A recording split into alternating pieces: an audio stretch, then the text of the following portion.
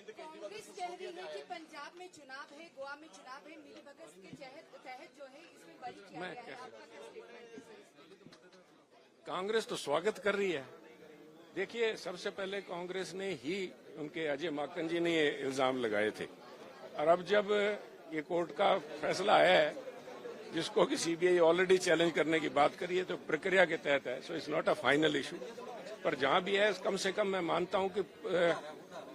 Check and balances हमारे system में, ये बीजेपी की सरकार है, यहाँ पे सिस्टम सही तरीके से काम करता है, नो फेवरेटिज्म किसी का भी नहीं है। परंतु ये कोई फाइनल फैसला नहीं है। सीबीआई ऑलरेडी इसके लिए आगे अपील करेगी, और इससे पहले भी सुप्रीम कोर्ट की जजमेंट आई हुई है, लोअर कोर्ट्स के कई ऐसे फैसलों के ऊपर बहुत ही सीरियस उन्होंने ऑब्जेक्शन लगाया है, जो आज ये बात नहीं, क्योंकि ये एक प्रक्रिया है जिसके अंदर कहीं न कहीं अगर कोई त्रुटि रह जाए तो सुप्रीम कोर्ट की अदालत है, जहां तक जाने से पहले कोई निर्णायक फैसला नहीं है। परंतु फिर भी मैं इतनी उम्मीद कर सकता हूं कि केजरीवाल साहब की भावुकता मैं समझता हूं, परंतु मैं ये भी आशा करता हूं कि उनके जो आंसू थे आज मगरमच्छ वाले आंसू नहीं थे। तो वाकई हो सकता है कि उन्होंने, क्योंकि शक इस बात के लिए होता है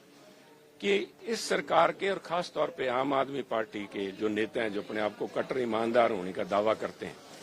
उनका अगर आचरण देखा जाए, और खास तौर पे पंजाब में आम आदमी पार्टी सरकार का, जो कि केजरीवाल साहब खुद चला रहे हैं, इसका आचरण देखा जाए तो इस सरकार के किसी भी कथन के ऊपर भरोसा नहीं किया जा सकता।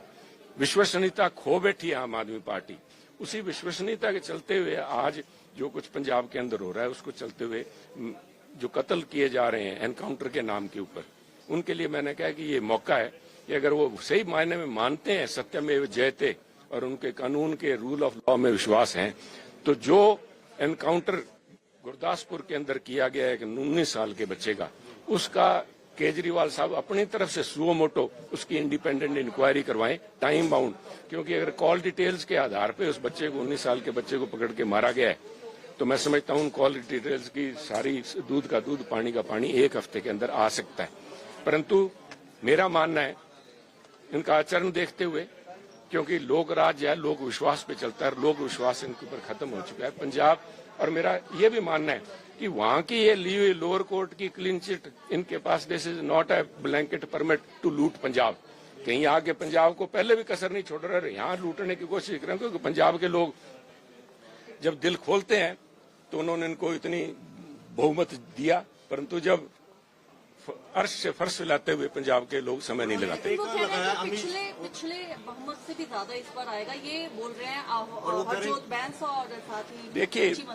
चीमा साहब या केजरीवाल साहब क्या बोल रहे हैं या सुनील जाखड़ क्या बोल रहे हैं, इन बातों का मायना नहीं, पंजाब की जनता क्या बोल रही है। आज पंजाब की जनता को इनके हरेक काम के ऊपर शक है, इनकी नीयत के ऊपर शक है, इनकी नीति के ऊपर शक है, इनके खुद के ऊपर शक है, इनके आचरण के ऊपर शक है।